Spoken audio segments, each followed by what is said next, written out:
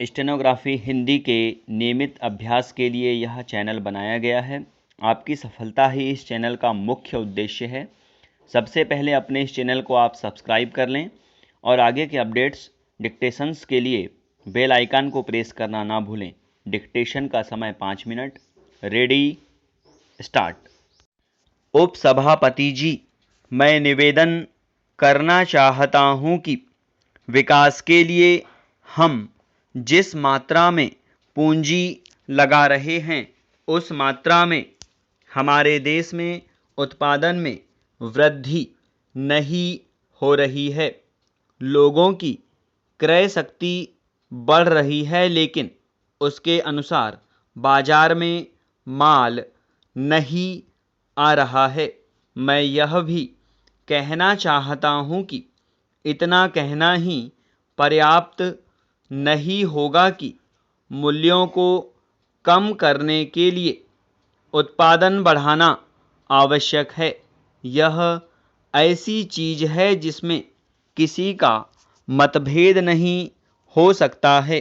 देखने में यह आता है कि सरकार की नीतियां मूल्यों को बढ़ाने में तो सहायक होती हैं, लेकिन उनसे उत्पादन में वृद्धि नहीं होती है।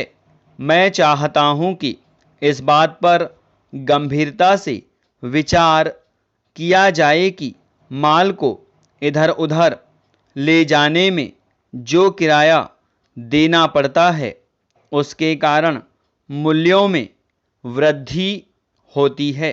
मुझे आश्चर्य है कि वित्त मंत्री ने अपने भाषण में यह तो कहा है कि मूल्य वृद्धि से उन्हें चिंता हो रही है, किंतु मूल्य वृद्धि को रोकने के लिए कौन से कदम उठाए जा रहे हैं, इस संबंध में वित्त मंत्री अपने आप में भी स्पष्ट नहीं हैं। मैं उनके इस कथन से सहमत नहीं हूं कि थोक मूल्यों में करीब 8% की वृद्धि हुई है। साधारण लोगों का जीवन बाजार भाव से चलता है।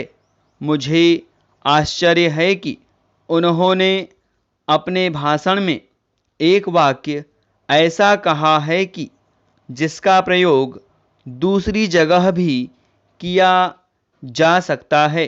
पैरा, अपने बजट में वित्त मंत्री ने विदेशी पूंजी को अधिक मात्रा में निमंत्रण देने की बात कही है। आज हमारे देश के आर्थिक विकास की जो स्थिति है उसमें बिना विदेशी पूंजी के हम नहीं चल सकते, लेकिन विदेशी पूंजी बड़ी मात्रा में देश में आए, इसके जो खतरे हैं उनको आंख से ओझल नहीं किया जाना चाहिए।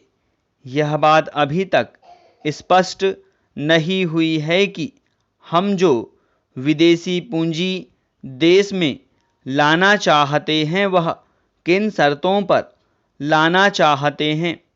उद्योग धंधों में, कल कारखानों में विदेशी पूंजी का हिस्सा बहुत कम है। यह बात वित्त मंत्री ने कही है। ध्यान देने की बात यह है कि विदेशी पूंजी पर हमारे देश में जो मुनाफा हो रहा है यह अन्य देश की तुलना में काफ़ी है, और यदि विदेशी पूंजी मुनाफे के लिए देश में आना चाहती है तो उसे अभी काफ़ी सुविधाएं दी जा रही हैं।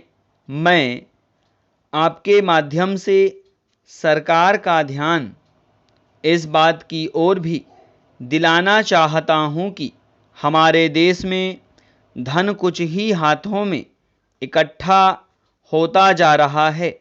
यह स्थिति ठीक नहीं है।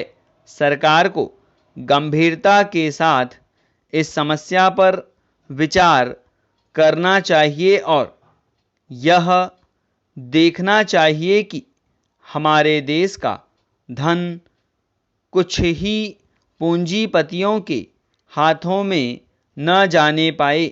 सरकार ने इस संबंध में कुछ कदम उठाए हैं। पूंजी को कुछ ही हाथों में जाने से रोकने के लिए सरकार को प्रयत्न करना चाहिए। स्टॉप। अब अपने लिखे गए डिक्टेशन को 5 मिनट या इससे कम समय में पढ़ने का अभ्यास करें।